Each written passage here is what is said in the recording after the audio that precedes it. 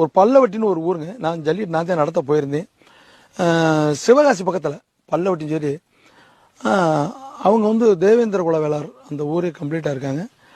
அவங்க ஒரு அதிசயம் பண்ணாங்க, எனக்கு ரொம்ப பிடிச்சிச்சு. அது வர்றவங்களுக்கு போகிற நிப்பாட்டி அவங்க மாட்டுக்கு கால்லையும் சந்தனம் பொட்டு வச்சு, மாட்டின் உரிமையாளர்களுக்கும் பொட்டு வச்சு, கால் பாதத்தை கழுவி பெரிய எனக்கு வந்து ரொம்ப சந்தோஷமா இருந்துச்சு.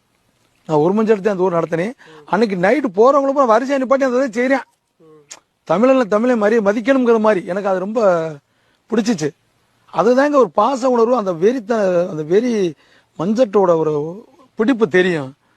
எதை எப்படியானு போறேன், காசுகளுக்கு வித்துக்கிட்டு டோக்கன்களை வித்துக்கிட்டு காசு கொடுத்தா டோக்கன் வந்துடும் நினைச்சாக்கா அது இப்படி வழங்குமா? வெத்தலை வச்சா மட்டும்தாங்க பணத்துக்கு விலை போகாது. டோக்கன் வந்து வெத்தலை வச்சா மட்டும்தான் போகாது. இதெல்லாம் ஒரு பக்கம் இருக்கும்போது ஜல்லிக்கட்டுல ஜாதி இருக்கு அப்படின்ற மாதிரி நிறைய விஷயங்கள் சொல்லிட்டு இருக்காங்க. ஆமா, அதெல்லாம் வந்து ஜாதி வந்து டோக்கன் கிடைக்காதவங்க செய்யற ஒரு பேச்சு.